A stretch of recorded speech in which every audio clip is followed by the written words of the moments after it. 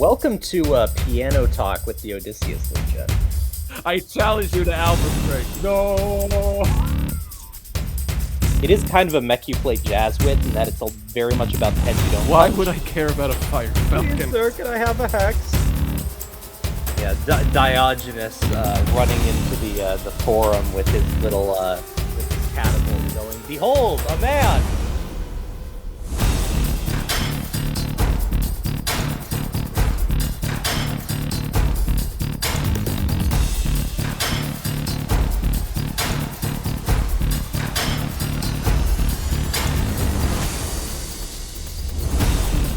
Welcome to the Odysseus Legion Podcast. Hello, and welcome to the 15th episode of the Odysseus Legion Podcast. My name is Nicholas, and I will be your host for today. Joining me, as usual, is the man with the cursed dice, Garner. Hello. The man who we all wish played more, Luke. I've got games coming up. Along with the returning special guest and winner of multiple events at Adepticon, Zess. Hail, Trothkin. Today we are talking about Adepticon, where both Garner and Zess competed in BattleTech events. However, before we begin, I want to touch back on our previous episode.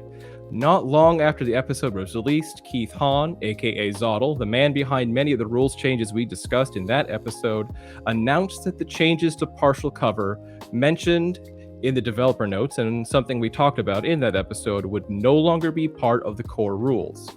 In his own words, it went in with, quote, minimal thought and no real playtesting, unquote.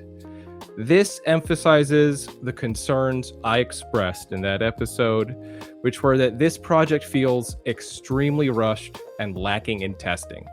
While many of the changes seem okay on their own, I have doubts that their effects in totality have been sufficiently thought through. I do, and I sincerely believe that Zottle and the staff at CGL have good intentions and good ideas. I do believe that this book will be good for BattleTech as a whole, but I do not believe that this is being done as well as it should be. I have so many concerns. And while this is a very small podcast and I do not expect an actual response, nonetheless, because I am being critical, I do want to extend an invitation to anyone at CGL to come in and have a more in-depth and critical discussion and review of some of these changes in the vein and sort of the depth and detail that we have gone through in some of our previous episodes about rules and issues in BattleTech. So with that said, before we get into Adepticon, what have you guys been up to, BattleTech or otherwise? Well, I am currently painting up my Ostwar.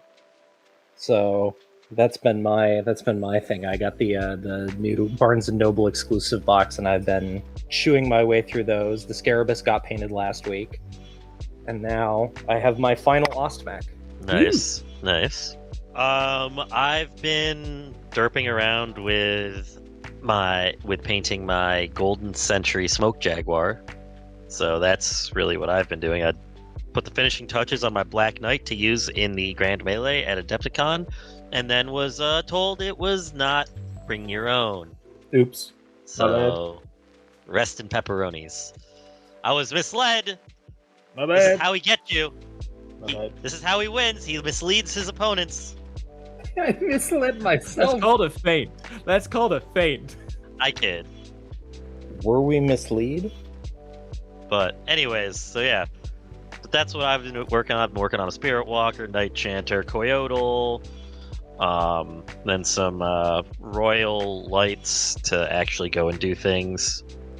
And been having a lot of fun with painting it. It's all Minutemen. People be like, well, but Smoke Jaguars, why aren't you painting those spots? I'm like, well, I'd much rather just continue to paint my lines. I like lines. Lines are my friend. So for me, obviously, for you guys, obviously, I did not partake in the past Iliad season because I was busy with work and wanted to prep for Adepticon. So most of my BattleTech has all been in Adepticon or in a couple practice matches to prepare for it.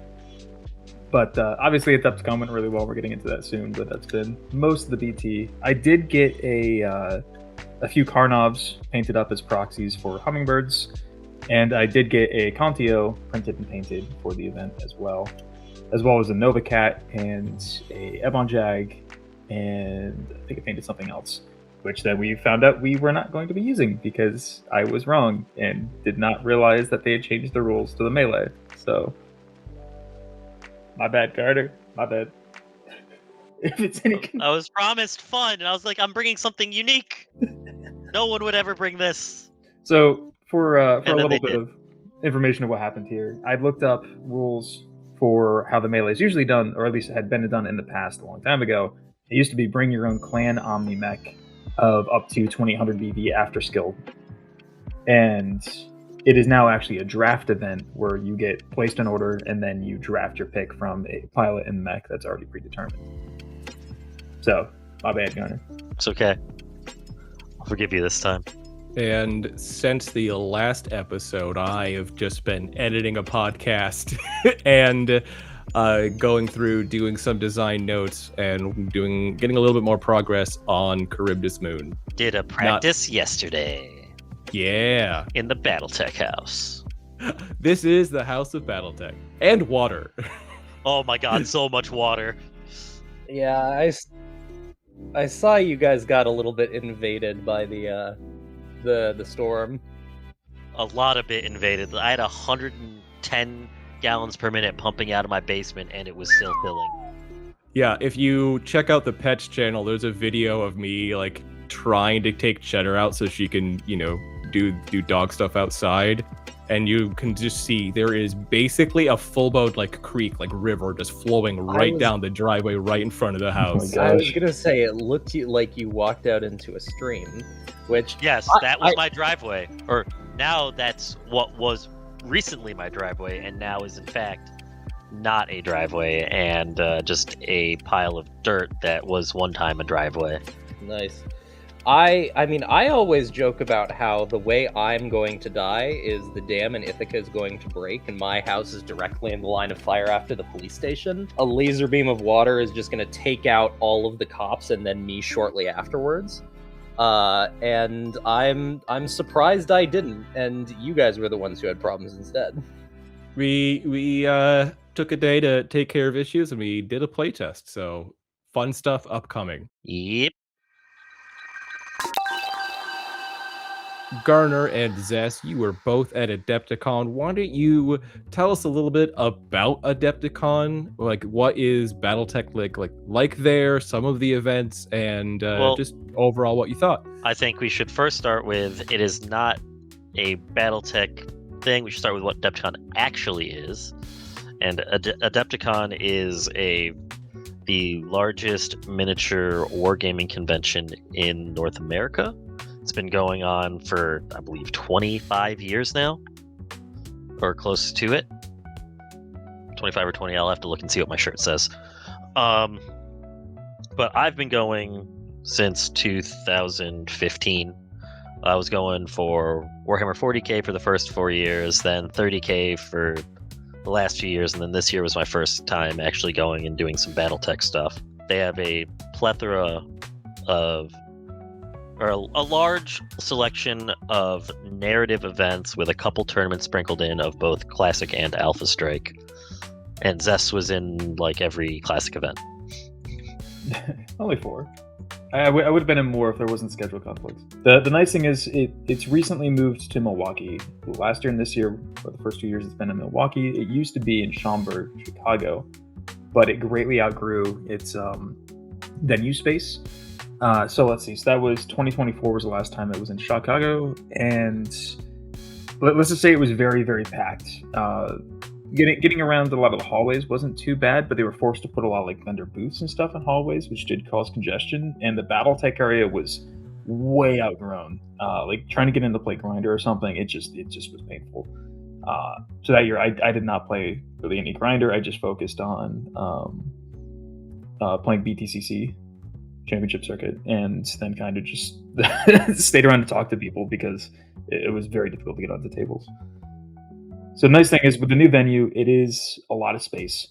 It's like 3 floors? Actually, I think it ends up being 4 floors of the Baird Center, and it feels much less congested. There's still some areas where like you get a lot of people kind of moving back and forth, like near the Bits Trader and similar things, but It doesn't feel as swamped as a big event like Gen Con does, where the hallways are always packed, there's always traffic, you're always waiting for lines and different things to move out of the way, and it can be a lot. But it feels very Well, I've got two things about the new venue that kind of make me sad. One is that it's 2 hours further away of a drive, which is annoying. Oh, you drove it. I drove it as well. Oh yeah, Okay. we're psychotic. I can't say anything. I drove to Mississippi 2 weeks ago, so We need a But- BattleTech bus. Then the other thing is that, so if you weren't one of the flagship games at Schaumburg, you kind of got put into some smaller rooms. They were kind of isolated with like only your game, and I feel like there was less of that here. Horse Heresy was stuck with a whole bunch of other things, and then the other side of the room was basically Horse Heresy and BattleTech sandwiched a whole bunch of small games, and then in the direct middle was X-Wing. Like, it was just kind of a mishmash of game systems. this was at Milwaukee or Schaumburg? This is in Milwaukee. In Schaumburg, there was very delineated rooms set up, and they were smaller and felt cozier. It wasn't as like cavernous. You get exiled to the land of wind and ghosts, but you're only with your people instead of being in a big convention hall with a bunch of games. Yeah, where it just gets really loud in the big convention halls. Yeah. It does get pretty deafening. I've done Millennium a couple of times, and I have to imagine it's basically that times several. Yeah, massive. Yeah. So Zess, you participated in a bunch of classic events. Yes. No Alpha Strike. No, I've never played Alpha Strike still. Garner keeps bugging me that I need to play more Alpha Strike, and I'm just thinking next time you make your way to Rochester, No. I challenge you No. to play me in a game we both don't want to play, and so Garner can be happy. No. You're just scared. I challenge you to Alpha Strike. Zesk, please come to Rochester to have a bad time with me. I am not driving for 4 hours to play Alpha Strike. No. You're just scared of having to have some more tactics and I involve some fear different no tactics. game system. Zess, Yes. if you're here already playing Classic, we add like an hour and a half Alpha No, Strike no. games to it. Just do the thing chess masters do where you play the two simultaneously. Okay, I'll do that.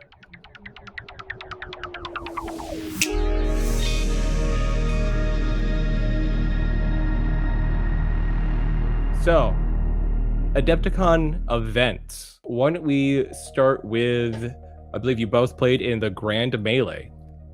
Yeah, so this started first day right at 10 o'clock, so nice and early. We could get straight into it, right? Like I said a little bit earlier, it was a draft-based system. I would have been there earlier if I realized that when you checked in was going to be when you got to draft your mech. So fortunate. I agree with that. The same thing happened to me. Because we kind of just roamed around and talked to people at the CGL booth, and by the time we showed up, like, I think we were 6th, 7th, and 8th. And Garner, you were a few slots behind us because you showed up. Yeah, I was after us. 11th. I mean, it didn't end up mattering. Yeah, because I think you got the mech you wanted, right? And I got the mech I wanted. No, I picked the mech that I had the mech for because I'm a WYSIWYG connoisseur. So, there was a bunch of sheets, 20 of them because it's a 20-person event, and there was everything from, well, I think it was 45 tonners up to 80 tonners with various different skills. I'm pretty sure that the gargoyle was the heaviest thing on the board. There was 2 of them, and I think the 2 ice ferrets were the lightest things on the board, unless if you noticed anything else. Well, the Griffin 2C is 40, so... Oh, okay, yep. So there was something slightly lighter. So it's basically medium through the bottom end of assault. Yeah, Through a fat heavy. yeah. A cosplaying light Timberwolf. I say it light even though it's heavier because it's less usable space. Anyway, so at first people were just passing around the sheets, holding them in hand, so each person that was picking next couldn't get to see the sheets until they got past it. Finally got to me, and I just spread them all out so people could look at them. And then that's when, I think Garner peeked over my shoulder and was looking, and I was eyeing up the gargoyles. I was looking, I'm like, man, there's a lot of options here. There was a summoner, there was a Hellbringer, there was a Hellbringer 2, but I locked eyes, so to speak, with the Ice Ferret T, which has for a long time been a mech I wanted to use in Iliad. And it's on my short list of mediums that I would like to play for Wolf List. For a short description of what the T does. So the Ice Ferret T is an Ice Ferret, so it is a 8-12 movement profile. This one has a supercharger, so it can boost up to 16. It is built around 2 main guns, the first one being an improved heavy large laser, and an ER medium laser. The nice thing about these is that they pair out to the same range brackets. They're both 5, 10, 15s. And that if you fire them on a run, you only build 1 heat. So you can fire 4 rounds in a row, then drop ER medium, they'd be back to almost 0, right? It also has an SRM2 with a single ton of ammo, which is kind of deserves extra. I wish it was something else, to be honest. It would be better off, I think, as like a micropulses or something like that, right? Or heatsink and micropulses. It would work out a lot better for crit seeking than just being a rogue SRM2 with a ton of ammo in it. And I think it also has a probe. So it is a very mobile mid-range skirmisher with quite a lot of punch. I mean, a 16 into 7 damage main gun are not bad for something that moves that fast and can dictate engagements that well. Yeah, it's, as far as clan mechs go, it's a relatively low alpha, but being able to head cut and also have that amount of speed is nasty. So it was Gunnery 2, Piloting 2, and physicals are allowed in the melee. Because Zelbriggen is turned off. So I have a question for you on your thought process. Have you played in Grand Melees before? No, I never have. This is my first one.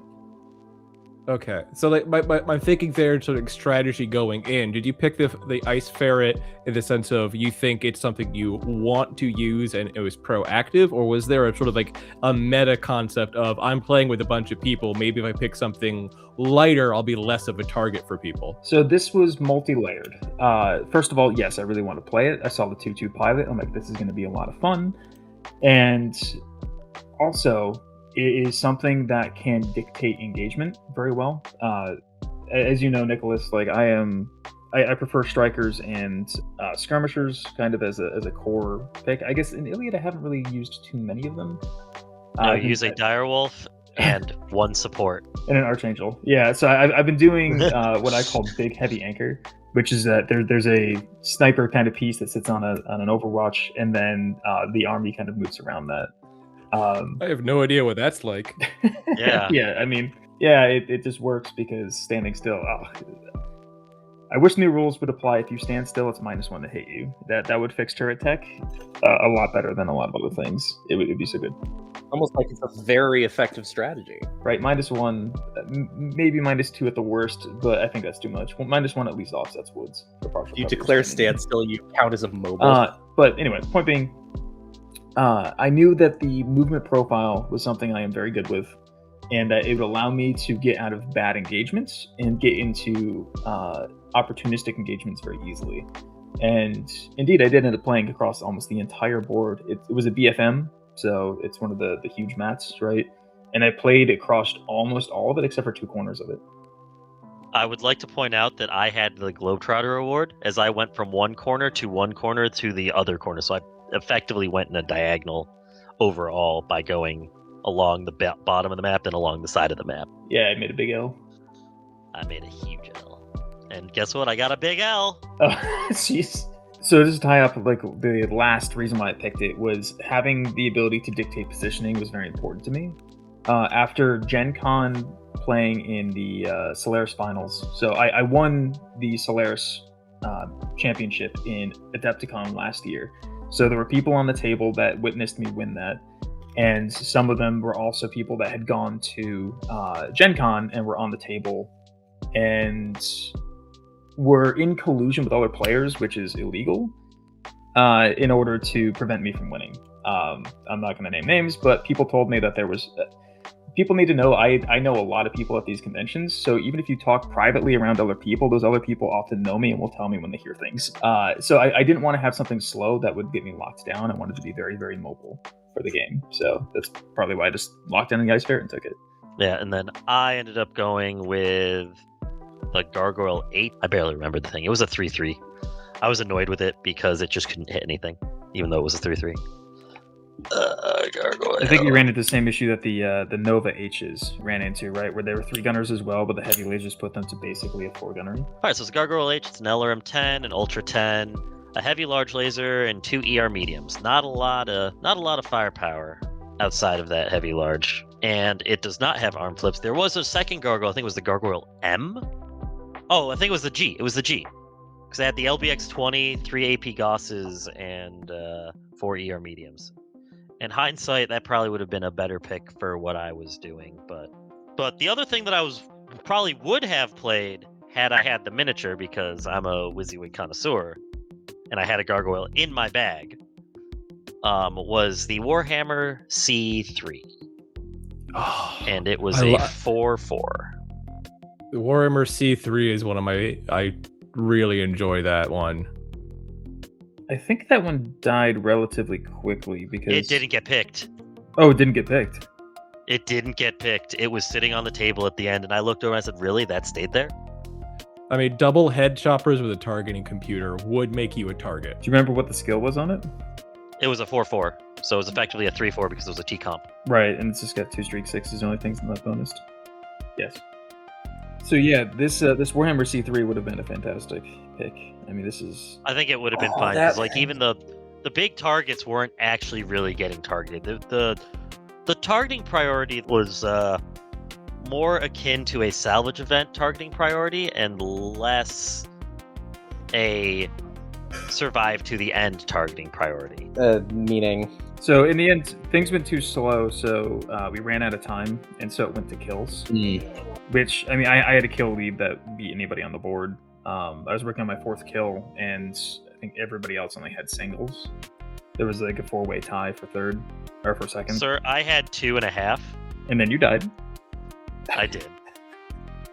Because I took 30 damage that wasn't to my right torso. Yeah, so Garner and I, like Garner was saying, I think we're reading the board in a way that most players do not. Garner immediately noticed I was a problem. I spawned, 2 locations off to your left, basically? About a third of the way down the board? I think you spawned 3. So I was Because kind I of... think Eric was right next to me. And there was somebody in between you and Eric. and the locations are how far apart from each other? Want to that's just- say 12-ish? 12 hexes, yeah. I could probably look it up in the pictures and see how far apart they were. But they were about as equally spaced as they could be. But with so many people on the board, like, you're going to have fights immediately, right? So both Eric and Garner started moving towards my side. So I flushed out and saw that there was a Hellbringer. Or sorry, not Hellbringer, sorry. Oh yeah, it was a Hellbringer. There was a Nova. Hellbringer. It was a Nova. There was a and the Hellbringer Nova. and there was a Nova that had moved not optimally, and I could immediately supercharge and get behind the Hellbringer. And Hellbringer had only moved for one team. Or Loki. So I moved right behind it, and the Nova moved up within 3 of both me and the Hellbringer. So I had a +4, and the Hellbringer had a +1. So the Nova declared on the Hellbringer with like a bunch of its improved heavy lasers, right? I think it was an H. And Yep. Meanwhile, I'm on right behind it, and I'm looking at it, and I have like a +2 to hit the Nova. And so I think I was hitting the Nova on 6s, and I was hitting the Hellbringer on 5s. And I decided that like the Nova was going to be a bigger issue, so I shot the Nova instead of the Hellbringer. Because the Hellbringer did end up taking a whole bunch of damage from the Nova and had its frontal armor slagged. It got internal on 1 or 2 locations. And I put 1 laser in each torso of the Nova, which stripped off most of the armor in the case of the heavy large. So it did a good job of putting the Nova further down and made it easier to kill later, although I do not remember who killed it. I did not get final blow on it. I think I did. I think you did, yeah. I got the final kill on the Hellbringer and the Nova. No, I took the Hellbringer. I know that for Then a fact. who did I get the other kill on then? I don't know. I got 2. I fucked off to another fight. Well, yeah, after I flushed you out of your stupid bouncing between 2 heavy woods every turn. So yeah, as the fight developed, Garner was coming over. There was the Hellbringer, the Nova, me, Garner's gargoyle, and then Eric was coming over in his what was he in, a Shadowhawk 2C? Shadowhawk 2C, yep. With Gunner 2, 2 medium pulse lasers, Ultra 10, and I think something else. So it was a terrifying little thing. Yeah, I've fought those. That Shadowhawk, I have a version of it which is painted as the Dugram on my desk somewhere. So I was determined not to get close to that because it was one of the few things on the board that could reliably hit me. And Eric was moving. I don't think he was trying to really flush me out as much as he realized he was, but he was going into positions where he would have opportunity shots on me if I moved where I wanted to, so I kept getting kind of delayed. But Garner realized that, well, everybody realized, and Garner was the only person that really tried to prevent it, that there was 2 heavy woods positioned in a way where I could supercharge off of the one that was deeper in and go back around to the one that was further towards the edge of the board and pointing back, and then run straight into it with a regular run. So I could do a supercharger every other turn and be a +5 to hit. And one time you got a +6. Yeah, because I Because you were decided to +4 come in a different angle and then ended up running out. So Garner set up in order to get at point blank range of the heavy woods, and I could see that he was setting up for it because I had to move first, and so I wasn't going to go there with a gargoyle getting really close because I just didn't want to die. And I ended up starting to disengage from the fight because Eric was setting up medium pulse lasers on the other woods, so I basically was getting leveraged out of the positions. But on the last shot before I left, I did kill the Hellbringer with a medium range shot to the Hellbringer on the hill. Yeah, if you had killed that one turn earlier, I probably wouldn't have died, to be completely honest. I mean, because I took so much damage from it surviving. I needed like 5s to fucking hit it, and I rolled 2s. I think I rolled 2s and 3s. Like, it's just like, Garner, I missed.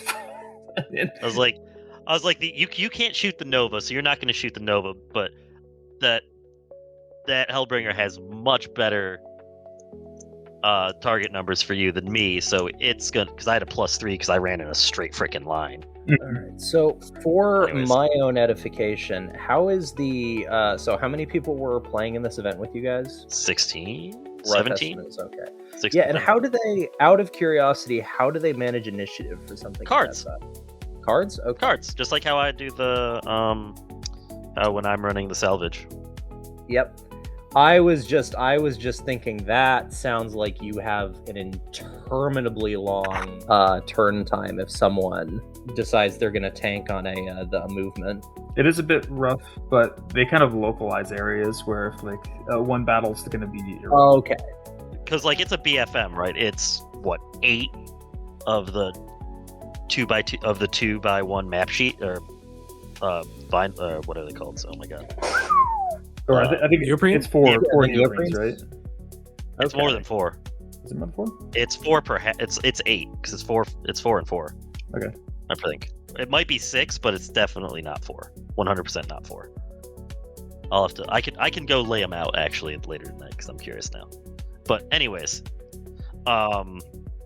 so basically what it ended up happening was we were played on the desert side of the first BFM, and basically if you were, they separated into quadrants because what ended up happening was everybody except for me that spawned on the airfield-esque side went to the middle of one of the short edges, and then there was a small brawl at each corner of the other short edge. Got it. And so like they'd just be like, hey, you're on deck, hey, you're not even anywhere near the 2 people that are moving before you can just move. So it actually was pretty streamlined. Okay, so they're localizing it based on if you're likely to make a shot at each other, and then if someone decides they're going to make a marginal shot at 20 hexes, they just take hammers out and discourage them not to. Got it. Yeah, and that makes sense, particularly if there's a TO there to help navigate that whole thing. Yep. That sounds like it could get miserable if they don't. There was. Yeah, so Garner flushed me out from the heavy woods, and I went over and fucking went to. Sorry, I should stop swearing so much. I went up and messed up. Lasers in the laser jar. Another fight that was off to our side. Fortunately, they were fighting in very heavily built up terrain. There was a lot of like little hills, spiky mountains. There's like a ravine over there. I think there's some water, trees all over the place. And there was like a Marauder 2C with like or something. No, it was a Marauder 2C. I think it was a Marauder 2C. That would be. Oh, no, I there was think not a- heavier than the. It was There a was Black not Python. It was a Black Python. Yeah. Black Python like 5. It was 2-year PPC's Gauss rifle. and Oh, it's that one. Okay. There was a gunnery 1 something. I think that this was is the Griffin 2C. Yeah, Griffin That- 2C. That was modeled as a spider. Yeah, that was proxy with Spider. There was something with a large pulse laser and like a 2-gunner over there. I ran over into it and realized what I was fighting. I was like, I'm gonna let this fight mature a little bit because a lot of things kind of looked at me and were trying to see if they could shoot me. I was like, maybe not. And I also realized Garner was going to try and flush me into the fight or into him. And I barely managed to kind of get away, but I had to risk getting shot at the back by Eric with long range pulse lasers and Ultra 10. You got away because Eric, I felt like he was very set on hitting the better target number between me and you, and I was always going to be the better target number. As apparent from the turn when I took 40 damage, 30 of it from him. Oh right, yeah. He was like, well, I have like 9s or 7s or something to hit Garner, 9s to hit the Nova and shoot Garner, and then double tapped you with the U. No, and so then after that happened, where I was like, all right, I'm working to try and flush the quick movers out, because I've played enough salvage events to know that if you let them just be fresh while you're beating all to pulp, you're going to lose. Period. So the Luke strategy. Yeah. Or the Wyatt strategy is what I call it. Because I see enough people just trying to hide, and that's one of my biggest pet peeves in free-for-alls is when somebody just tries to, just doesn't take damage until the end. Like, that's just a huge thing of, you're not allowed to do that here. I will force you to take damage. Yeah, Garner told me jail when I was just cycling heavy woods. So I was like, you're getting kicked out of this. You're going to jail. Because I had planned that, and then you saw it the turn beforehand, and you're like, oh no. yeah, I realized what you're doing, and I'm like, Garner, why are you fleshing me out? You just go. Bad and naughty mech warriors go in the pilot wiggler. Yeah, his response was just simply jail. I'm like, yep, I'm not allowed to do this. So the fight kind of develops. The Nova and Hellbringer died in our section. Garner was kind of trying to push me out, and then ended up pushing into the other fight. Eric kind of was skirmishing into my back as I kind of went around it, and then pushed into it. As I flushed out, though, I did finally win initiative on him, and I went for a rear shot on him where he can only get 1 pulse laser on me, and I needed 7s to hit him in the back, and whiffed both lasers. And I'm like, you lucky son of a gun. I mean, you were also really lucky because you won initiative 3 times in a row before I died. Yeah. Let's. There was some other luck there. Well, wait, was that when I was getting out, or was that when I was attacking the other section? That was when I got stuck in, and then the Thunderbolt and the something else just unloaded into me at long range and all hit. So that was justice, because I ran over to the other fight, right? Murph was on the ground, crippled and unconscious. I was going to get somebody else, but I ended up taking the shot into him because that was my best shot, and I just killed him with a cold shot to the torso. That turn, Brewer had gotten so frustrated because there was some probably collusion going on between a couple players who had been coming in from the far side of the airfield, and one of them was not engaging. And what Brewer did was he was standing in heavy woods, and there was going to be a mech behind him with twin heavy lasers and twin heavy larges and 2 ER mediums on its Arcomp. And it was a summoner, right? Summoner H. Yeah, something? Summoner M or something. And It's the H. He said that he was just really frustrated, and he's like, you know what? Watch this. He'll jump away. Stands still in the woods with the rear of his Nova facing this summoner, and called it. The summoner jumped away behind LOS, like it jumped behind a building out of engagement, instead of standing and just killing it. But why? I don't know. That was the other corner. I was basically fighting for my life. So, and then like the other Ice Ferret was supporting it and would actively avoid shooting at him unless it was completely impossible. Like there was a point in time where he tried to shoot through a mountain, and I'm like, you're trying to shoot through a mountain in order to engage me instead of engaging the summoner. They said this was one of the players that has a vendetta against me in Solaris. So I got frustrated because I could see that there were two players ganging up and completely refusing to engage each other, and then also playing dishonorably. So I went over to engage that. Yeah.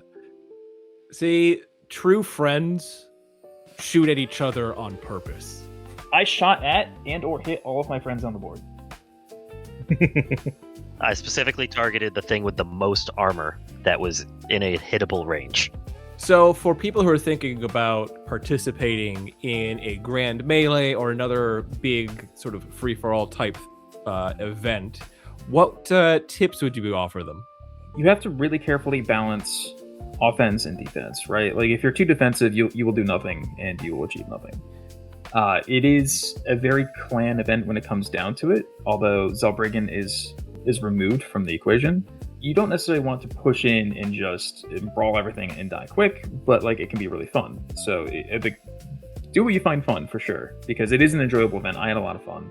I know most of my friends had a lot of fun. I know, Garner, you got a little bit frustrated that people kind of focused you, but I would like to get a good time regardless. I mean, I had a fun time. It was less that I got focused and more that I got Mech Warrior aimed off the board. Yeah, that's true. You did get drilled really hard. I am not kidding. I only took, like, people only rolled 6s in hit locations. I took 10 damage to my right arm, 10 damage to my right leg, 10 damage to my left leg, and then everything else, except for one Gauss rifle, hit my right torso. The Gauss rifle hit my center torso. Damn, rerun of our game in Rochester a while back. Oh yeah, when you took out my left leg with every single shot into my Iron Cheetah. Yeah, it was wonderful. I did I see counted Garner's all the sheet, pips. right after I killed the Hellbringer, and he was drilled really hard in a couple locations. I'm still just marveling that someone had the cojones to put a Hellbringer on the field. This does not seem like an event I would want one of those in. And then he was always moving at very, very short distances. Yeah, so he was like, moving. up or down He had hills. no TMM the whole time. And it survived getting focus fired for forever. I finally killed it by hitting it in the right arm, which collapsed into the right torso, which collapsed into the CT, and when I killed it because it's just that little left. Oh, it had one. When I shot it, it got down to 1 pip of center torso structure, and then nobody could touch the center torso again. And then it got to Alpha Strike Garner again. Yeah, it Alpha Striked me 3 turns in a row. Wait, which Hellbringer was this? You probably remember better than I do It was because you were getting shot by it. I know it's not the Prime because 3 turns in a row means that the ammo has cooked off and the mech is shut down turn 2. If that thing Alpha strikes. Yes, it was. It was the T. Yep. It Alpha Striked me 2 turns in a row. It went up to like 1 billion heat. And then he said, well, I'm going to die next turn anyway. And Alpha Strikes me again. Yeah. So you gotta have balls to play that sort of mech in a melee event because you are painting a target on your back and you cannot survive the crack. But he You did. found Wild Bill. Yeah. But he did. He survived. I was like, somebody's got to hit the CT. Someone, please. Anyone. And no one did. I found Wild Bill's distant cousin, just locking Alpha Strike and Override Shutdown, just 2 buttons. But yeah. I was trying to hit it. I'm sorry. I think like he shot everything but an ERPPC, then shot everything, shot up the heat scale, and then shot everything the turn that he was going to die, and then didn't die, and then shut down, and then you killed him, I think. No, he was still active when I shot him. Was he still active? I thought he had shut down. He was still active. He just couldn't move. Zess, you ended up winning because you had 3 kills more than anybody else when the whole situation came to time, correct? Mm-hmm. He also had taken 7 damage. Yeah. I got 7. hit. I believe I it. got hit by Total. somebody. So I needed 7s to hit him. He needed 11s to hit me, and he hits me, and I miss all my shots. Like 3 turns. See, I've played enough salvages to know that there's an aspect of mobility and sort of table politics of picking something like the Ice Ferret, where you might not be top on people's radar, both in terms of size and TMM. You can maneuver and find your positions. It's might be what I would have picked. Like if I had the choice between that and other things, like I feel you, Zest. Like that is You would have picked the Warhammer C3. Let's be real. My love is always in the lights and mediums specifically. So I don't know. You got real sad when it overheated and shut down against me, and you didn't care about your Fire Falcon. Examine the words that you're saying there. Why would I care about a Fire Falcon? Because it's a little light that moves fast, like you said. Not a devil. Devils I like. But in any case, so Zess, by winning the Grand Melee, that put you in the Bloodright. Correct. Kind of. He was already in it. Yeah, I already had a ticket, technically, but it would have given me the ability to go in. Instead, they went down the list to find somebody that didn't have a ticket that got into the Bloodright instead. So if Garner got in second, he might have been able to get into the Bloodright. Yes, I would have been in the Bloodright. if he had survived. Yep. But I died. I was the 5th to last person to die. Just a slight change in statistics. I'm a statistical anomaly, Nicholas. You know this. Oh, I know. It's affecting me now. How many times are you falling on your back on your open torso? Yeah, how many 3 important games in a row, I have fallen backwards onto my right rear torso, very specifically, causing my Turkina or Jade Phoenix or whatever to die, or just suffer severe damage that ends up costing me the game. So it's just so weird that's the exact same thing happening so often. I blame you. You're welcome. I warp reality. Sounds like, I mean, that's a pretty old house. Have you looked into the history of it? Is it cursed? I told you about the piano. I mean, yeah. So my house was owned by one family up until about 15 years ago, and this guy lived here from when it was built until his wife got dementia, and then they both got put in homes by their kids. Their kids were here for a little bit, and then they sold it to these really bad house flippers, who then I came in, did the tour, I looked at the girlfriend or whoever that was here, and I was like, if you put down your tools right now and stop ruining this house, I will put in an offer tonight. Yeah, some of the work is awful. Some of the work they did is terrible. All right. So what I'm hearing is the house isn't cursed. It's just angry about the scars from the house flippers. Kind of. The ghost was pissed about the untuned piano, but now that it was tuned, he passed on. I see. Because the house came with a piano. That seems very specific. It did. It came with a baby grand piano. I don't know what you want from me. Yeah, if you don't know, pianos are very difficult to move because not only are they heavy, but they also have to be moved in very specific ways and possibly disassembled in specific ways to get them out without destroying them. And so a lot of people in a lot of places will just say, like, do you want this piano? It's yours. I don't want to deal with it. I'm pretty sure that the piano came in through the bay windows when they were constructing the used piano is effectively free. I mean, it's a very nice piano. The guy that tuned it was just like, you have one bent hammer, but other than that, this thing is pristine, and you could get some good money just for the bones. The exterior needs a lot of love, but the interior is very, very high quality. Anyways.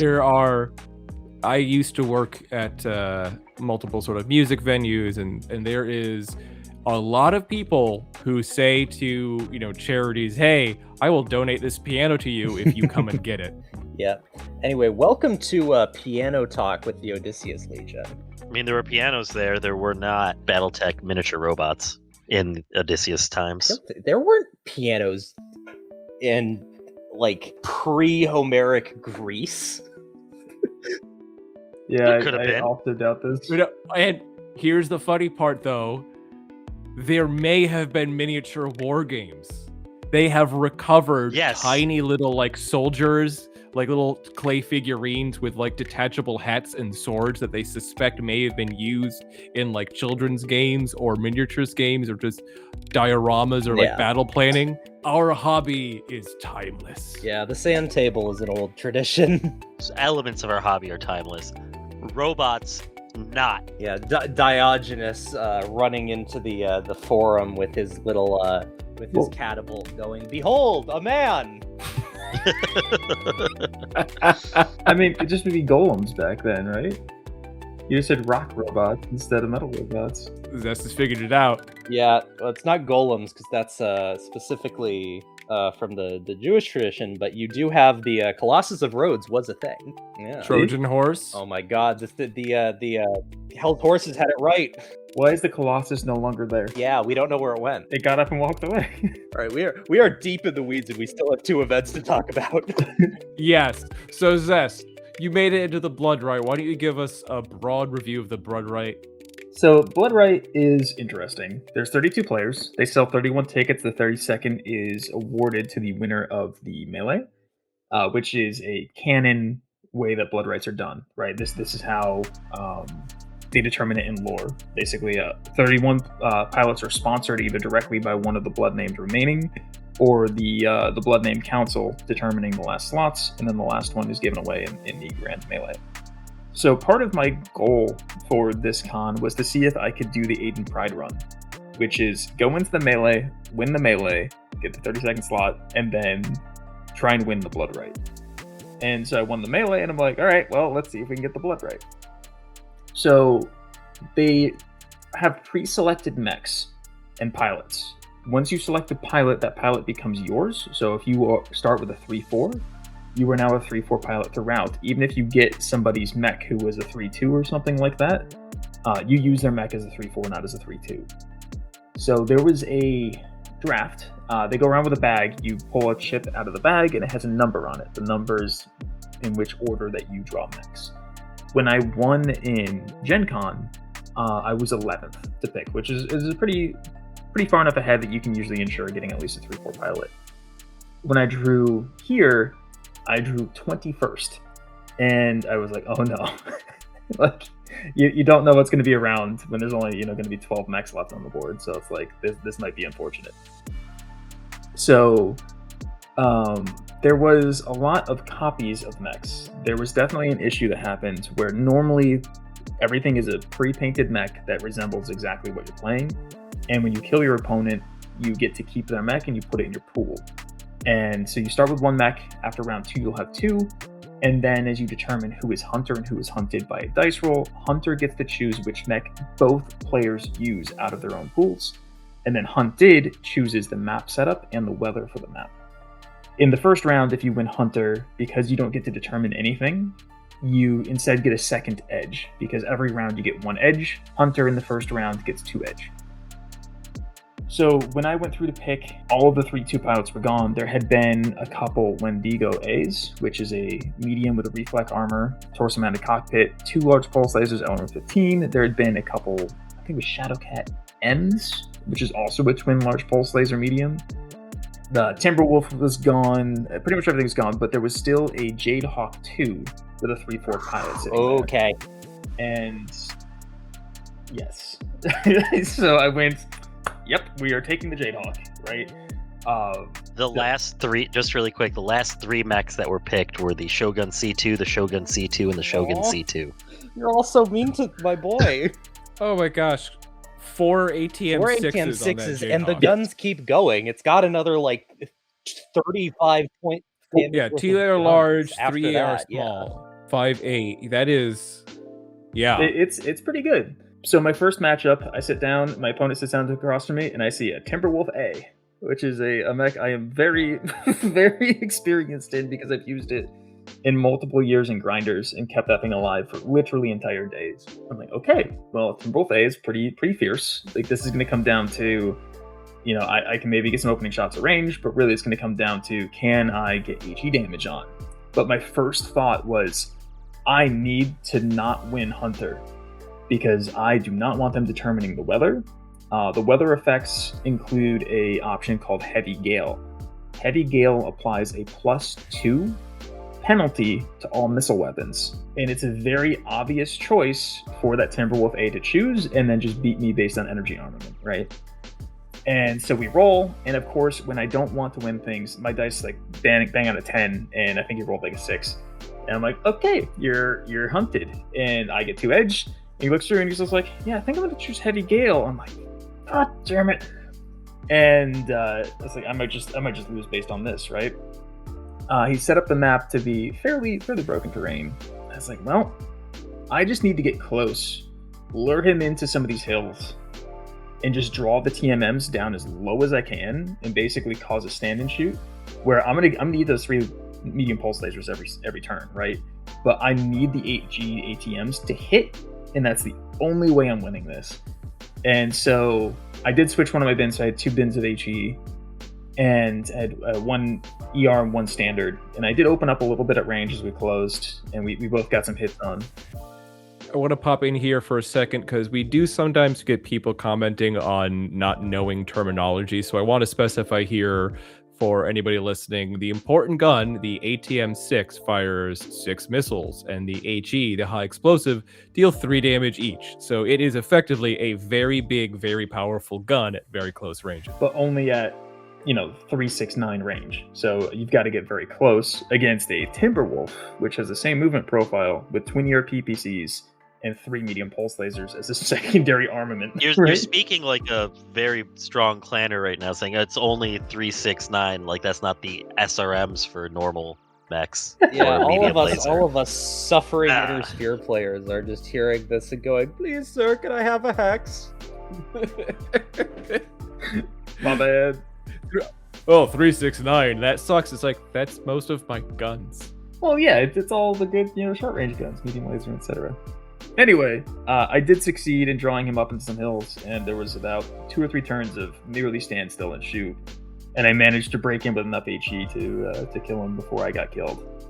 But that was definitely a fight where I'm like, this is going to suck because of that +2. Without the +2, I would have stayed probably at range and just dumped ERs in with the large lasers. Yeah, because you have a pretty nice kind of range advantage over that Timber at 8 and 9 hexes. Yes.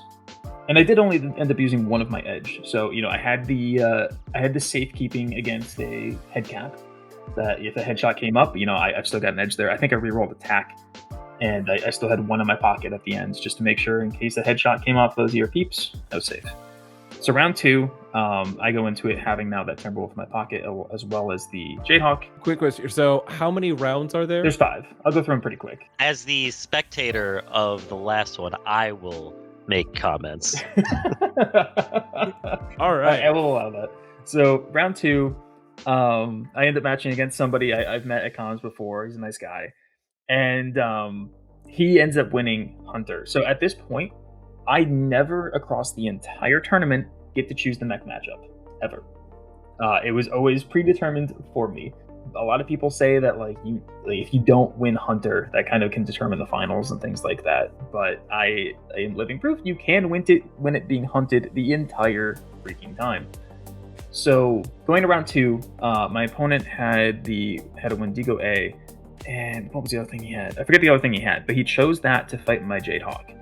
I think he should have taken on the Timberwolf, not the Jadehawk, because of the reflect armor. Right? Yeah, you have one of these mechs is missile and energy based, and one of them does have a missile weapon, but it's very heavily energy based. And he realized that by the end, and since I got to choose the weather in the map, I gave him a map sheet that had no trees. I gave myself one that had a partial cover and woods bump up. I could go basically on the edge.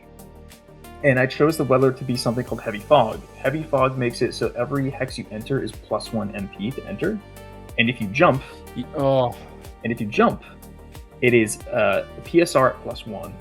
And the other effect it has is all energy weapons are +1 to hit.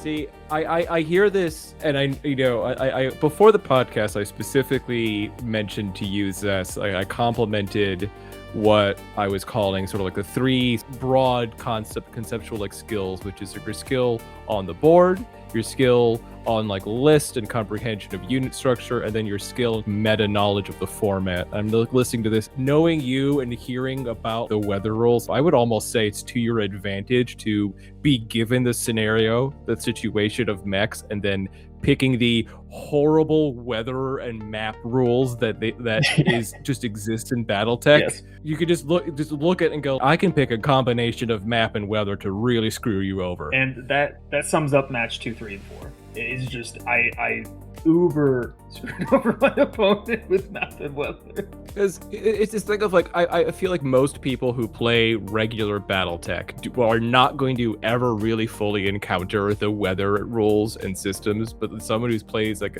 a lot of Megamech, a lot of games where you randomly encounter different weather and gravity conditions throughout various scenarios, and you start to see that just how much heavy fog sucks, just how much high gales can make it so that your lasers are good and your missiles are awful.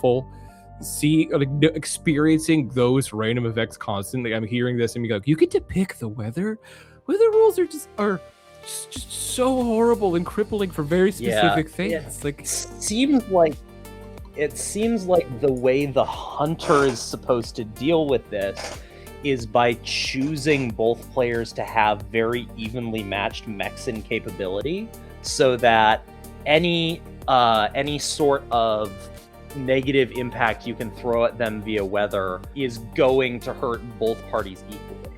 Which, on one hand, I guess that does encourage you to not try seal clubbing people by giving them awful mechs, but on the other hand, that does seem like it does kind of obviate the ability to choose mechs at all in some ways. It is definitely meant to be a safeguard, where if you go too far one direction, that sometimes you can blunder into the hunted having too much of an option, right? Or you've essentially chosen the option for me because it's so optimal, why would I not take it? And I think people do sleep on just how effective hunted can be, and because they're so focused on getting the optimal matchup of mech versus mech when they get hunter, and not seeing how strong it can be when that is blundered with, well, this weather type completely like hurts you really bad, and I can also set the map now and give you a crap map sheet while taking Garner's favorite as my own, right? Like, but we'll get to that. That was round 4. So basically, I just posted up and I just shot one large laser. I have 4 bins of ATM ammo. I did 2 ER, 2 HE. He was forced to slog because the Wendigo is a 6.9. It was only ever able to get a +2 TMM. It could never get to the +3 because it's just it cannot travel far enough in the fog, right? And it was also unable to close distance fast enough. And with the lasers being only a -1 effectively because of the +1 from the weather, it was not getting as large pulse lasers as often. And I was sitting in better terrain, and he was just forced to slog forward into me, taking 5 damage hits from the large laser a couple times, and then just a bunch of ATM hits. I emptied both ER bins and then pulled forward. So the first turn I was only able to shoot with the large laser. The next turn after moving, I was able to get long range. Then there was a medium range. Then there was finally a short range salvo where I killed him on the first ATM 6 hit. And then there was 3 more to render, but the mech was already dead.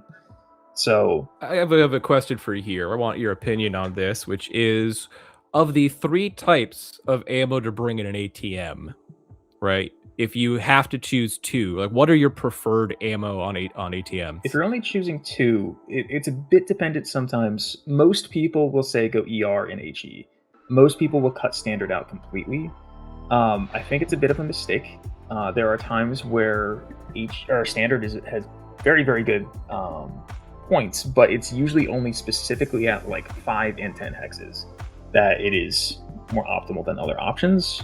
Yeah. But if I'm using something like a Balak, which has a coaxial, basically, ER medium laser, which has 5, 10, 15 brackets, then you're probably using standard anyway because it matches the brackets, right? That makes sense. I mean, I would do just standard and HE unless I have other long range things to complement it, because HEs aren't doing anything on their own. You mean ERs? Yes, I meant ERs. Oh my god. So normally I would not cut out standard completely. I actually am one of the few people that enjoys standard ammo. I'm a huge fan of standard. It's a long-range SRM. Right, it's great. I'm in love. But in this case, I knew that it was going to be so long of him slogging forward into me that I would be able to chew through 2 ER bins. I probably should have also... I probably should have done 1 HE bin, 1 standard, and 2 ERs, but I did what I did, so... I didn't know you got to, but speaking of that, I didn't realize you get to swap which ammo bins you take each round. Yeah. So that's interesting. So I think that the Wendigo is well armored, but it is a 50-ton medium. and that means that over a couple of turns, being able to plink for, I'm guessing, between 4 and 5 damage with each ATM each turn with the Artemis bonus, you are going to start getting through its side torsos pretty efficiently. Yeah, you're basically expecting to hit for at least 6 or 4, right? So one thing to note about the Wendigo is that there's a lot of the downside of reflective armor that is not there because there's no physicals. So I see. Big. And I think he was also There's pouting that too, too. so it's very not likely to fall. In fact, I even got a gyro crit on him and he was still standing, right? Because it took 2 6-ups for a gyro and damage crit. it was very, very stable. Because reflect armor, for those people that do not know, it doubles melee damage, artillery damage, and fall damage that is applied to it. But it halves energy damage that's applied, essentially. No. I was more meaning it is over a bunch of turns. If it has to creep towards you very slowly in the fog, you are just going to chew through a lot of that armor because it's well armored, but there's only so much you can do on a 50-tonner. Yeah.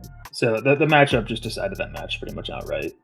So going into the third one, as Garner pointed out, there was a lot of Shoguns on the field. So I fought somebody that had a Shogun C2. He chose to use it. He had a 3-4 pilot, and he chose my Wendigo to fight it. And in this case, I chose Heavy Gale. This obviously right off the bat, I'm just like, Heavy Gale. I mean, the Shogun C2 is an ERPPC, 2 streak LRM-15s, 2 streak 6s. All of its firepower is in the streaks, right? So if I apply a uniform +2 to your streaks, good luck. And now If you know your opponent could choose a weather that makes all missiles +2, and you bring a missile boat, like, did he give you a missile boat? I mean, I have another M15. Yeah. I did. Anyways, have I another would like M15. to say that it is 2 streak 2s, or it's 2 streak 6s. I was looking not at the 4 streak wrong 6s. Shogun C. But also, Oh, did I say 4? I meant Also- 2. you said 2. Luke tried to correct you and say 4. But the other thing to note about the Shogun C2 is it is ferro-lamellar armor. Yeah, it is Ferrolam. So it's actually a pretty nice mech overall. It does a lot of damage, but the issue is if the entire armament is now +2 gunnery, and the one good gun you have that is accurate, which to his credit, he hit the ERPPC every freaking turn, it's only going to do 7 damage to a Wendigo. And what I did is, on the way back from Gen Con, Eric and I did the math on side torso tables. So I got myself posted up in partial cover, intentionally giving him a side torso, and he hit location 6 3 times. And so out of the 6 hits he got into me with the ERPPC, 4 of them hit dirt, and 2 went to left torso, which reduced it down to 14 total damage from 2 hits total. And 1 streak 6 hit me for another, I think 1 hit dirt as well for another 10 damage. So I took like 24 damage total, I think, and I carved it apart with like 3 up large pulse lasers. Oh, I would like to say that that's not the first time that day that almost every shot that hit you went to dirt. When you were facing off against that Griffin 2C across that 1 hex of level 1. So to be fair, we were joking. We missed everything, and we just joked that we shot okay. the hill. Okay. None of the I shots just heard actually hit. Okay, never mind. Very well. But yes, we did make that joke of that should be level 0.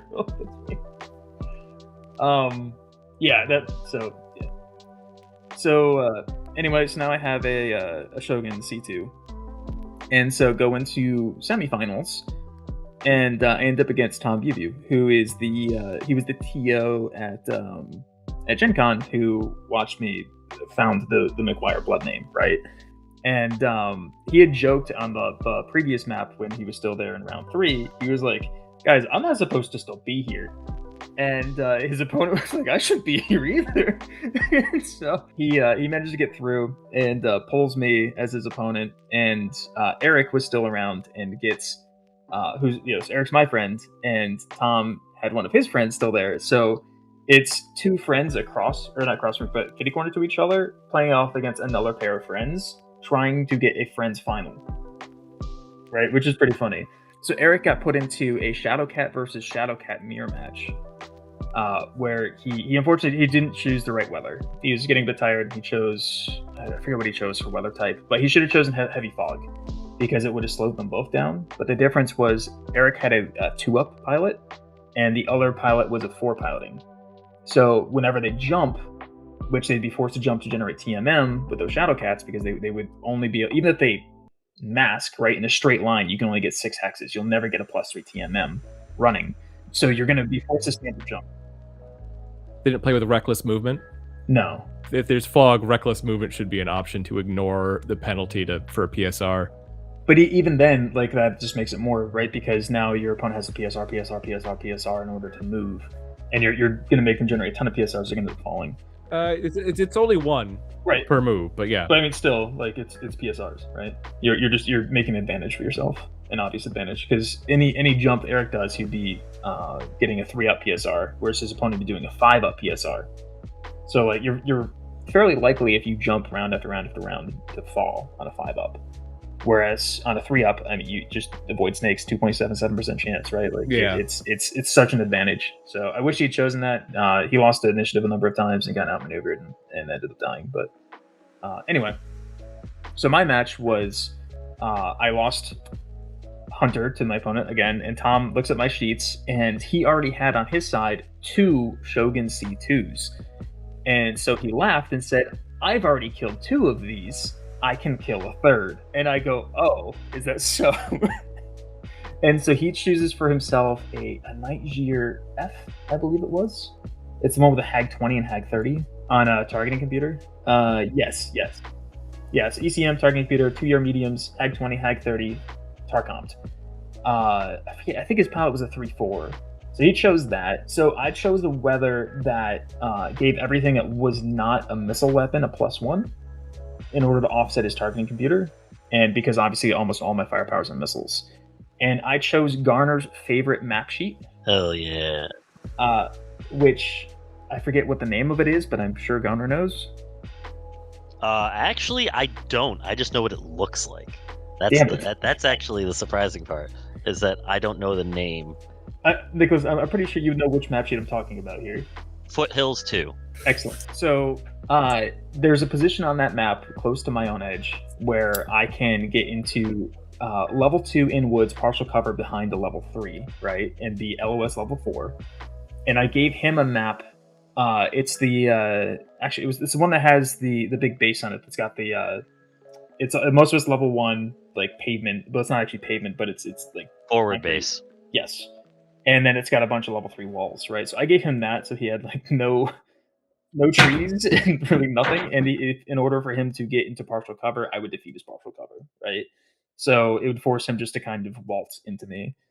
So first couple turns are just positioning. I get up in the perch, he gets into the base, and I fire my first round of missiles, and I hit both Streak 15s and the ERPPC, and he missed both hags. So I dumped 45 damage into him in the first round of shooting, which was pretty satisfying. So he kind of cut for a wall and went past it. Or no, sorry. Yeah, he came in, kind of cut around, and then went past the wall. And I just kept hitting him with streaks and peep. And he ended up jumping behind one of the up on one of the buildings behind the wall. But I'm tall. No, sorry, that does give him partial cover because it's the same height. So he does get partial cover from there. But I hit him once in the head with, because it was 12 hexes now, one of the streak 6s hit. And hit him in the head, got a head wound. I went internal on, I think, left arm, and blew the hag that was in the left arm, which I think is the...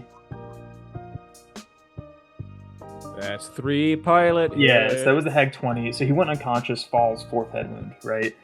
And now I'm like, well, crap, I can't see him. He's behind the wall, right, prone. So I jumped forward. It was going to take me like 4 turns to get there to be able to see him. And so first turn, I jumped forward. He immediately wakes up at the end of the turn. This nails the 10 up to wake up. I'm like, okay. Jump back into my perch, fire the PPC, hit with that. So I didn't even render all the other missiles. And it hits the opposite arm, so it hits the right arm, goes internal, crits the hag, 4 pilot wounds. It's just game over. Why you don't bring Gauss rifles, folks? Liquid pilot. So Tom joked that he's like, I went outside the map bounds and just found the endgame boss you're not supposed to find and just died instantly. That is pretty good. Yeah, that was it was a good time. So then there was another like half an hour or so of Eric's Smith still going, and so that one ends, and it's finally the finals. And it was a really friendly gentleman that I faced in the finals. It was his first Bloodright, so huge props to him for getting to the finals in first Bloodright. Like, that's a major achievement. And he of course wins Hunter, and out of his mechs he selects, having a 3/4 pilot, a Kodiak 6 to fight my Timberwolf A. And I cried internally. Well, the thing is, I mean, like, he was thinking ahead enough to like realize that weather is a big thing and that he needed to not weather blunder, and wanted to choose something that both of our main guns are energy, so I can't really prevent him from having his bonus, right? Giving you the option to put double planet bowling ball on the board, because you have the longest range gun he has is like 15 hexes. Yeah. Was negated. What ended up happening here, I said I was going to do this one. Yep. So what ended up happening, his opponent was a nice guy, got the Hunter, like you said. He took, I'll put it in quick layman's terms for those that don't know mech stuff. He took a rather close range heavy brawler and then gave his opponent a fast air quotes moving sniper, and then gave his opponent map choice. And in the Bloodright, that's something we did not talk about. Normally when we're talking about putting map sheets side by side, it's long edge to long edge. In the Bloodright, you can put short edge to short edge, making it insanely long. Oh. So that was not mentioned before. That is a thing that happened. So he proceeded to walk in circles on his bowling ball field, while his opponent had to chase down through his bowling lane to get to him. So by the time the Kodiak came within range, which by the way was kept between like 9 to 15 hexes away the whole time. He did get within 5. He did get within 5 a few times. Yeah. At the end. Yeah, because the Kodiak is a 4/6 movement, while the Timberwolf is a 5/8. So the Timberwolf could move backwards almost as fast as that thing can run forwards. But if you just run and then run and turn, you're getting. The Timberwolf. Zess played very, very well and ran with one turn every time, so that it was just a 3 TMM at long range. Again, that his opponent had to fight at usually medium range. So right there, just flat 5s plus distance, and he was going to be at short range most times with his ERPPC. And just by the time the Kodiak actually got to fire its weapons for the first time, he was already down 60 or 75 armor. Yeah, that is not a recipe for success. Oh. This is a format ripe for abuse. I felt really bad for the guy, unfortunately. Like he did really, really well getting that far, but like when that happened, I was like, oh no. As soon as I saw Zess pull out the first bowling ball, I was like, oh no. Yeah. It's gonna be that. Because it was Aerobase 2 was the map that Zess started on. And then it was Grasslands River Comm Center was the map that he gave his opponent. Very interesting maps. Anyways, then I was like that the armor advantage that the Kodiak had is now gone. So most of my PPCs at the beginning though went into arms. I had like both arms down to like 3 armor by the time that we really got engaged, and then I never hit arms again. You did almost die one turn though, in one fell swoop, which was great. I think the second round he got shots on you, he hit with 2 of his ER mediums and domed both of them. Oh yeah, like I think it was actually his first hits, wasn't it? I think it was. I thought it was the second set. I thought it was the second set. I bet it was his first set or second set of shooting, but I think it was his first hits. Yeah, hits 2 lasers, boxcars both, and I'm like, so he's a headshot. I'm like, okay, age to live, right? Like, so that was a bit scary. Oh. I was down to 5 HP on the head right at the start. Yeah, I mean, it has 2 Streak 6s and an LB 20 autocannon. Like, there is a lot of random hit potential for more head hits there. So fortunately, he was focused mostly on using his ER medium lasers. Actually, I talked to him on Reddit real briefly about it after, because he commented on my my thread that I made. And he was not using the LBX, the Streaks, or the medium pulse enough.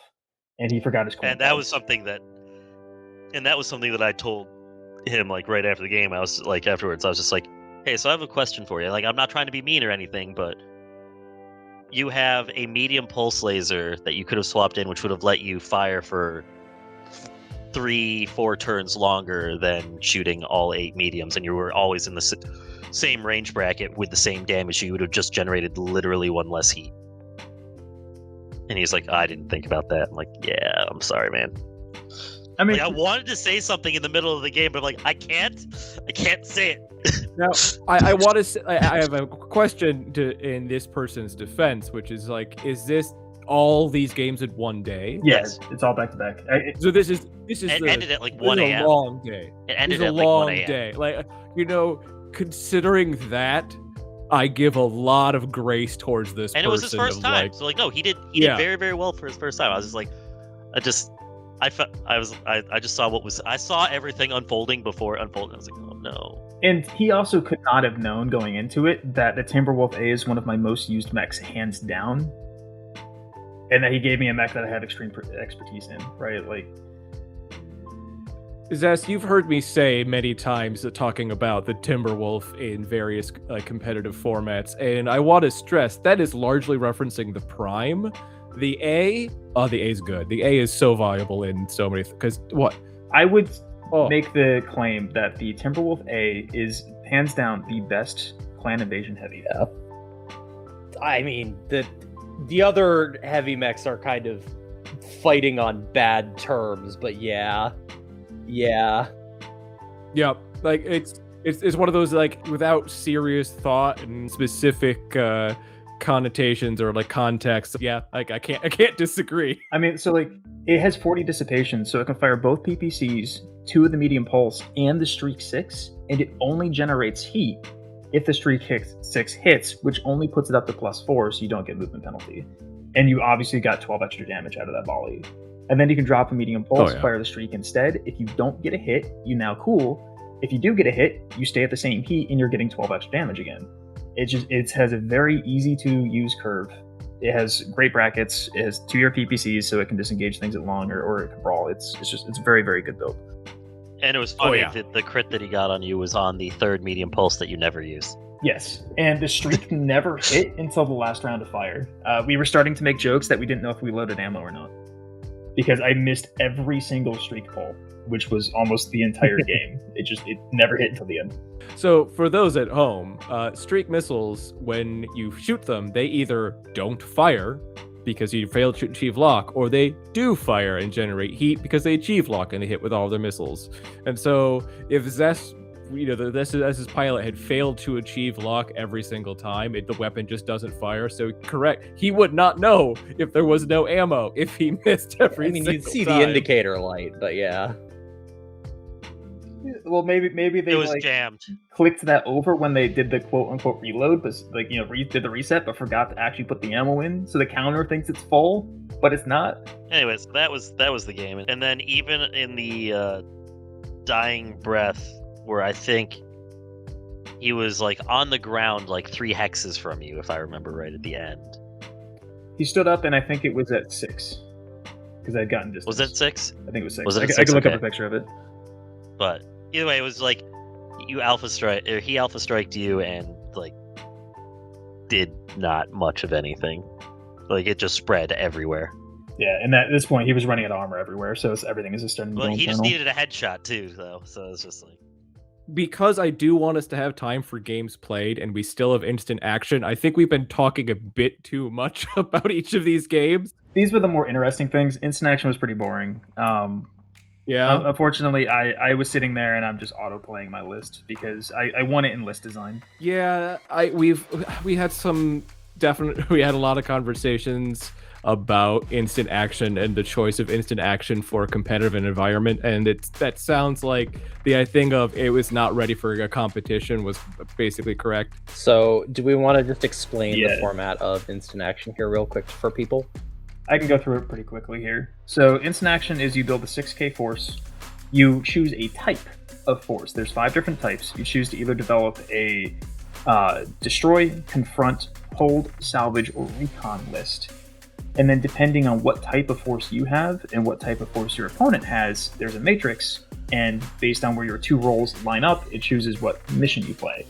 So you have a mirror match, like recon versus recon. You play a specific match, but if you have destroy versus salvage, they play a different mission objective set, right?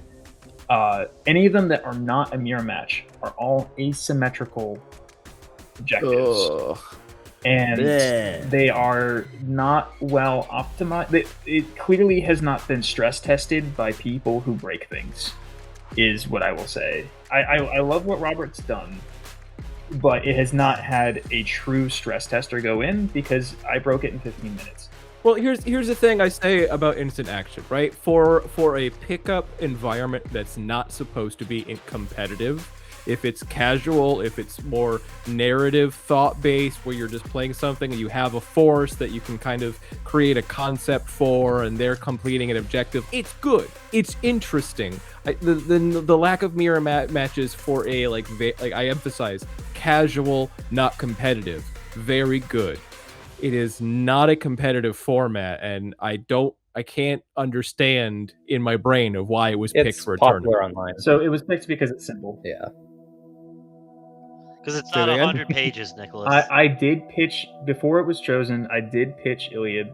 However, they opened the document and saw how long it was and decided it was just too long. So, which, I mean, to their credit, it's 100 pages. It's a lot. It's a lot for players to go through and understand. Like, It doesn't really have its own dedicated tournament document. I think that is a proposal to maybe go through with you, developing it's a weakness, and by the time I was able to find the time to really sit down and talk to you about shortening it, they had already picked instant action. So and I was looking at before this the conversations about how long the Iliad format is, and we're separating it down. We're eliminating the Alpha Strike portion of it, but I just looked, and the Alpha Strike, the Wolfnet 350 rules document has gotten up to 60 pages now. So, well, I mean, if you're going to have a tight packet, there's a lot of things to cover, right? So, it's going to start ballooning out in order for you to cover all the facets. Plus, you need to have all the objectives, maps perhaps written up to show how the objectives are set up, and clear delineations of how those scenarios work to make sure people play them correctly, or frequently asked questions, possibly even, right? You just get a bunch of things stacked on, it's going to bloat. Yep. Yeah. The goal still, as soon as I can find energy and time and whatnot, is to, I think Garner created a version of this, but I did. We're separate the Iliad and the Odyssey. We don't need them combined anymore. As Odyssey is getting more play, we have a lot of things we want to change about that. Even separate the idea of they're not playing all the same missions anymore, but also just in terms of, separate that'll save a bunch of space. Followed by creating a full packet and a quick packet, right? A player packet and a full organizer packet where, you have the construction rules, you have the missions, you scrap out a lot of it, or you just sort of do a broad list. So for all of the rules, you can list them out and not have to explain them, and you can reference the other document if people need more information, so that you have both. It is similar to, if you need to look up a rule, you pick up the book, the full book, and look at it, in a tournament packet that lists optional rules and whatnot. So it would be for most purposes, you just use this 10-page packet, and then if you need more explanation, you pull up the full doc. I cut it down to 25, and it could be cut down to sub 20 if you cut out the remaining Odyssey stuff on the pages that I cut out and just move the map layout set, like objective setup thing, into where Odyssey was on that page, and you immediately cut it down to sub 20. And that's for army construction, missions, and pre-game setup. On some of this, I will point out that, because we probably can get into a lot of discussion here. So yeah, instant action basically came down to, I ran a recon list. We identified, I think same as Garner did, that recon was by far the strongest force type. Yep. I didn't end up playing, by the way. Let me clear. I looked at everything. I looked and I said, this is just not going to be any fun for my opponents. And then I was like, and if I can find that, somebody else is going to find that, and I don't want to play that game. And I walked away. So a lot of people did show up with recon. Most of them did not show up with insanely optimized recons like I did. So my list was very, very scummy. It was Jamie McGuire, who is canonically a Direwolf E pilot, so it's a 4/4. It should be more like a 3/4 or 3/3 if it was going to be more canonical. But it's a 3/4 Direwolf E, which is just death, right? Death incarnate. So that's half my 6K list. And then taking up most of the other half, another 2,500 or so, was a Contio with a 4/2 pilot. Okay. I see where this is going. So clearly I've generated problems, and then the other 500 BB about was spent on 4 VTOLs with nothing but Bloodhound probes. Oh, my favorite, the skimmer. God. Oh, it's like every problem we've encountered and tried to deal with in the Iliad all at once. So my list that I was looking at was actually something not quite that, but in that vein, except it was all mechs, where it was the All-Scout, Narc Massacari, the Narc Mislinks, the Narc Bloodhound, and I forget what the other thing, because like the way that recon works is that you like scan objectives by like doing things to it and being near them and like tagging it. Oh, it also had a tag, and like if you narc beacon something, like you accrue points. So like the Dragonfly R can scan 3 different objectives in one turn. Well, it would take it 3 turns to do it, because it takes 2 turns to scan with a probe, 2 turns to scan with a narc, and it would take 3 turns to scan with a tag. Correct, but I'd say like it can do 3 different ones on its own. Simultaneously, like, yes. Simultaneously. And it's fast enough that like you're not really touching it. Yep. So the thing I was scared about, though, was recon versus recon, because basically there's 6 locations on the map. You have to analyze them through either being close enough, being within probe range 2 rounds in a row, tagging them 3 times, or narking them twice. And so obviously with 4 Bloodhounds, my plan is just to be within 8 hexes 2 turns in a row on multiple of them per VTOL, right? And then after a unit has gotten scan data, it can leave the board. It cannot come back after it leaves, and then you score that data. Yep. So my plan is to have the VTOL scan everything, and then leave with probably 2 or 3 of them having all the data they need, but the 4th and 3rd one are kind of theirs as safeguards. But all of them can leave and have all the data, probably on turn 3. How much BV is each of those Sounds VTOLs? like about 100. Like 100. Yeah. 100 some. They were Gunnery 6. They were Gunnery 6 piloting 4 VTOLs. Yeah. God, So I still have conversations on occasion with people who are just like, VTOLs aren't that bad. You can just bring LBs and hard counter them. It's like, you don't understand how VTOL interactions work. This is how confident I was in not getting shot. They have bar 5 armor. Ah, I see. So these are industrial armor VTOLs. Yes, and I just planned to never get freaking shot. Yeah, you just hide. You just like land and hide. One of them don't get shot at. Did get hit in a time where I had to. It was against confront. So basically, there's like a bunch of locations that are determined that I have to place beacons on, and then the opponent has to already be standing on them and then stand still to remove the beacons. if out of the 6 locations I have beacons on more than half of them, or half or more of them, I win at the end of turn 7. So at the end of turn 6, they have to already be standing on 4 of them and remove them in order to win. But the problem is the timing is also really poorly written. They're removed in movement phase, and I can replant at end phase. So if I have a VTOL hovering over top of your mech that pulls the beacon up, and you have nothing shoot it out of the sky, it will just plant the beacon back at the end of the end phase and win regardless. So I had that in my pocket, but on top of it, at the end of turn 6, he couldn't even get mechs into position to prevent enough of them.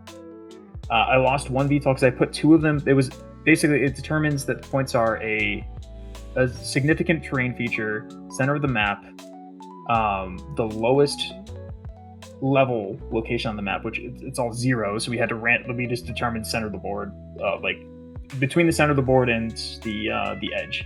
So there was 2 on the center, and the highest terrain point, which there was 2 towers, and we did it, the one that was more on the center was actually on his side, so it was everything was kind of loaded up on his side, and it still was super unfair. Because I put 2 VTOLs up on top of there. He had precision ammo and plasma rifles and stuff, so like he killed one of them, but the second one survived and dropped the beacon, and now his spider has to jump up there in order to try and remove it. And it jumped away because it didn't want to stand in front of the dire wolf being shot, and tried to remove a different one. And it did remove a different one, but like at that point he couldn't get anything anywhere to prevent. And one of the mechs, he had a Comstar Lance with C3. And the Battle Cobra died. It went behind the direwolf and was standing on one of the objectives, and it died. It had just gotten there that turn, and so it didn't have a chance to uproot. And so I was going to have like 4 locations, and even if he was removing stuff, I had 3 more VTOLs to place on top of his mechs to drop more beacons, even if he did remove enough. So like I was winning on like 3 different factors. Yeah. It's interesting to see in other formats and other things people create that problems that they are encountering are things we've encountered and dealt with, and it makes me think that possibly the biggest advantage that we have is that we have been at this for various iterations on a consistent basis for several years, and in the way we approach the Iliad and in competition, the way we sort of see the problems in just consistent play is a lot of what other formats and areas are not, because talking to other agents, other organizers, it is, as far as I understand, most other communities do not have the same kind of competitive league structure and player base that we have that allows this, and it's our greatest strength, I think, locally and around. So, and hearing this VTOL thing is just like, oh, I'm so glad we dealt with that already on our end. Right. I mean, like I said the list, and you guys immediately understood the issues, right? Because you've already stress tested through these issues and knew at a glance, just as soon as you hear it, the inherent issues of this list. Because like the VTOLs don't have to land interactive objectives, and in fact, in this case, are interacting with objectives from 8 hexes away. With no line of sight. Like VTOLs, the biggest problem with them isn't necessarily like the VTOLs actually designed for combat. The biggest problem is VTOLs that are very cheap and have specialized equipment or functions that don't directly interact with the opponent, but amplify things a player is already doing. Yeah, they let you focus way more of your actual points on killing, because the things that are winning you the game on victory points are taking up like maybe 500 BV total. Here's the thing. I only ever killed 1 mech, and I didn't even have to kill that mech. Well, you don't need to kill a mech with a Contio, you just have to threaten them with killing it. Exactly, which is why that one match, like, you just kept seeing mechs with their backs against walls because they're scared that the Contio is going to go in, and it went in once, right? So like, I never punched the head off with it, but just the severe threat of, oh my god, piloting 2 Contio, my pilots focused on that and trying to work around how they deal with that. They're not seeing the threat of, oh, the VTOLs are winning the game. And the opponents that did see that forfeited at the end of turn 2. I had 2 opponents forfeit at the end of turn 2. playing against you with a similar list as that for Iliad, or just the way I've been playing recently in a lot of competitive tests, where I would have, you have the Dire Wolf, I'd have a Turkina or a Jade Phoenix as sort of the distraction unit. It is a big unit, it is a big threat, but the actual problem for in a lot of the matches I've been playing is my little Howler. And if you don't deal with the Howler, it's going to do stupid things. But if you deal with it, I don't care. It's only 500 BV. But that might put you in a position to be dealt with by the bigger thing. And so you have your Contio at Piloting 2, which is a threat. You have your Dire Wolf, which is a big threat and a distraction. And if they try to deal with the VTOLs and leave themselves open to your big things, oh goodness, that's terrifying. But if they deal with your big things and then don't deal with the VTOLs, they lose. There is no good position to be in automatically. Yeah, because basically my opponents were trying to play BattleTech and I was playing a completely different game, right? It's basically what it kind of came down to. Yeah, they were playing BattleTech. You were playing instant action. But yeah, I mean, that's also something that even outside of instant action's rule set, something I have noticed when I have looked at the Contio is it is kind of a mech you play jazz with, in that it's very much about the heads you don't punch. Where I've talked about this before, not on the podcast, but the idea of basically herding effect, where you can use something like a Contio or a Devastator, or I was going to say the Direwolf E is also a really good example of this. These are mechs that are not necessarily going to kill a lot of opponents because they have some weakness to them. The Contio doesn't want to deal with mechs that are ganging up on it. The Direwolf is fairly slow and short-ranged. However, what they are very good at doing is map control, where the Direwolfy has basically a 12-hex bubble of you do not come here around it that it can enforce pretty aggressively, and you can zone your opponent out. The Contio says, My swamp. You are always going to be like ganging your mechs up together, because as soon as any of you wander off, I am just going to rip your head off. And that is, in a lot of ways, much more powerful than them actually getting kills, especially in a game where you have forced the opponent to play into map objectives, which my understanding is that is most of what Recon's objectives were. Yep. So 2 of the opponents I fought were Hold. And against Hold, what I have to do is I have to analyze over 3/4 of their list and then escape off of their map edge. with half my force. Helicopters. With helicopters. I was purpose built for this, right? So like you said, Luke identified this, right? Herding. Like anything that goes off on its own dies. Or you herd everything together and it all gets scanned by helicopters just giving it a toilet bowling, basically, right? So, what do you do? I mean, that's why one of them forfeited. The other one, we were going to match 4. There was only supposed to be 3 matches, but we still had 2 undefeated fighters. So they were like, hey, do you guys want to play for it? And he was almost willing just to give it to me right there, because he was like, I don't know how I'm going to beat this. But it was John. He's a strong player. And he ended up just drawing his forces off to his side of the board. I literally put him in a corner, and it was nobody was baby in a corner. It wasn't baby, it was John. It was about to be Direwolf was finally engaging. Contio could have charged something off the board, but it would have had to take fire from 4 mechs to do so. Coward. It would have been like an auto hit charge. Well, the thing is, I still needed to scan it, and I was like, what happens if I remove the mech from play? Before I scan it. But also, like, everything, like, there's precision AC-10s over there, so I was going to take, like, ERPPCs and precision 10s on, like, 7s. The medium pulse lasers were too far away, but it would have taken the ER large. It wasn't the right turn to go forward. I needed the Direwolf closer. And the Direwolf was getting into a bunch of woods that I could leverage the position and then use the Contio and just force scan things and give them a lot of options at once they're all bad. Right? So I needed a few more turns. Yeah. The writing was kind of on the wall, and so we called Yeah. it. Because it was like 90% chance to win. So. Yeah, it the way you describe it and the way it's constructed, it seems like you're right that you want to list construction, and dealt with like a format that had not yet encountered the issues that we had encountered in Iliad. Yeah. Just cheap units, right? Because obviously I'm using sub 200 BV units here. And VTOLs. Yeah, using VTOLs. VTOLs that are not forced to land, interact with an objective. It's just... And have nothing that actually contributes to anything other than, like, they don't actually have to be in line of sight of anything to do whatever they need to do. Oh, bottom-loaded initiative. Oof, okay. Oh my god. I missed that. Interesting. Oh, So I maxed out the units, right? And then fought people that pretty much everybody had lances. So I just Wait, get to people move weren't one, yeah. just like even throwing in some cheap battle armor? No, it was all pretty much 4 mech lances. Okay.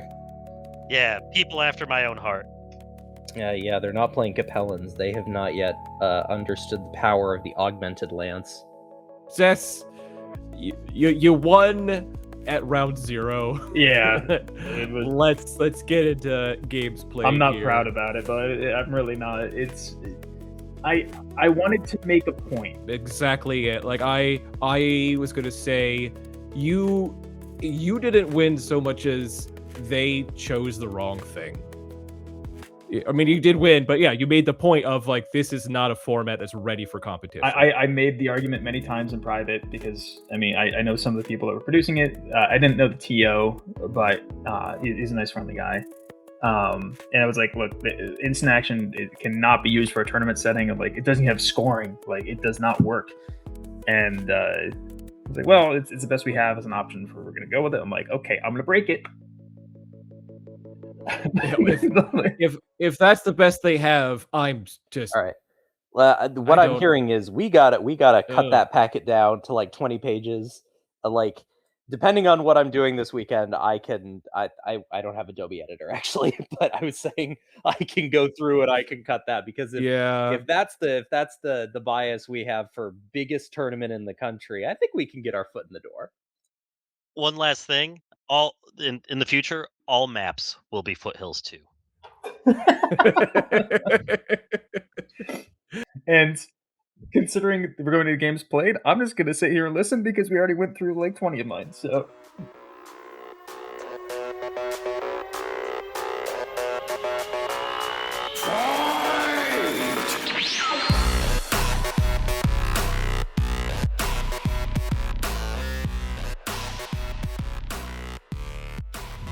You can chime in. Oh yeah, please give a commentary, or be our own version of the something in Waldorf from Statler Sesame and Street, Waldorf. or not Sesame Street, Muppets. Statler and Waldorf. Thank you. All right, so I don't have much to talk about in terms of games played. I've played a lot recently, but since the last recording, I didn't actually talk about games the last recording. But really, what I played in recent memory to talk about is a test game with Garner that a lot of it I do not want to talk about because it will be a surprise when it does come out. But Garner definitely made it a lot better, and I'm excited for how it turns out. The other thing is I did play a quick pickup game, a 7K pickup, where I brought a Black Laner D. It did silly things. I had a Turkina that did absolutely nothing, and it wasn't even fair. And Garner even had to end up teasing me about always bringing a Black Laner. It wasn't just always the Black Laner. It is the same 3 mechs that I have not seen you not use at least 2 of the 3 in each one of your forces. Yeah, after Richmond, I am definitely going to stop using some of these mechs and try to vary my forces a little bit. I have a bit of a neurospiciness from my own internal perspective. Like, the various slight iterations of the same list feel very different for me, and I really enjoy it, but I have to be conscientious that my opponents don't always want to face the same mechs. Whereas is the complete polar opposite of me, where I think I have duplicated mechs twice, or like once, and that was when I brought a list that was just best of my 5 previous lists. Yep. No, so this upcoming season, I am definitely going to be bringing back. Yeah, I'm bringing back. I'm playing the same things, but it's stuff I've only used once before, which is my Wrestle Hog list, and it's going to be exciting and interesting. Something I should have mentioned early in the "What have you been up to?" Slacked off a little bit on finalizing some of the stuff for season 1 of Iliad. Season 2 is technically open. I've only seen one list submission so far. I have to post my own list. This is going to be the season to playtest the Pulse as Precision rule, which we recorded an episode about, and I've gotten back and still need to edit. So that will be talked about. I know there's various opinions on it. Like I said, but I want to test this to see how it plays out, because I don't like any of the other options in terms of trying to balance Pulse, and Pulse is a problem. I will say I'm not totally confident that this is going to fix the issue. I think a Pulse cap is probably the most efficient way of going about it. But the problem you run into with Pulse cap, we talked about that in the thing, but really quick counter that. The problem with Pulse cap is there's too many ways to handle it, and no matter how you handle it, there's going to be some really dumb stuff that gets caught in the crossfire. That and a pulse cap kind of just encourages everybody to bring that much pulse, and it doesn't sort of deal with the issue of pulse is just very easily optimized to a certain extent. Playing the game, I make the joke of bringing a lot of pulse ends up being playing the game on easy mode if someone else doesn't know how to optimize or play against it, and it is a significant problem, particularly because there is an uneven usefulness of various kinds of pulse, so that, you know, if you don't bring the best pulse, or also a damage cap doesn't factor in or deal with if as a targeting computer or not, to magnify the issue. I think of the common ways to handle pulse, I think you're definitely right that a pulse damage cap is the best is out of the bad options the best one. But I do want to see if the Pulse as Precision, does it work? How does it feel? So I think on paper I like it. I at least want to see one iteration of it on an Iliad, and that's it. All right, so that's my conversation, games played. How about you guys? I have games planned for this weekend and this coming weekend, but I have been super busy with school stuff, and also I may have briefly mentioned this. I, over spring break, was doing my other kind of competitive hobby, sword fighting at an event in Louisiana. So I've been away for a little bit, and I'm back. I don't think I really played much of anything. I played Axel at SimCon, where his pirates failed to load his rocket launchers correctly, and every one of them just hit my arms on every back shot he got on me. And the Spirit Walker did Spirit Walker things, which is solidifying it as one of my favorite little not used mechs. Spirit Walker Ace, so good. And because I've only gotten 2 games of actual Iliad in with my list, I'm probably going to end up using it again, even though I just made fun of Nicholas using the same lists over and over again. But I didn't get to play a lot with it, so I might be able to squeeze in a game over this weekend. There's some complicated stuff going on in my life. But yeah, I mean, maybe we could play a game. Who knows? True. Well, thank you very much, guys, for joining me again on another episode. Thank you, Zess, for enlightening us with your experience. Hey, thanks for having me. It was fun. All right, I will catch you guys again soon. Right. Later. Zess and Garner, or sorry, Zess and Luke, say goodbye. Goodbye. Oh, goodbye.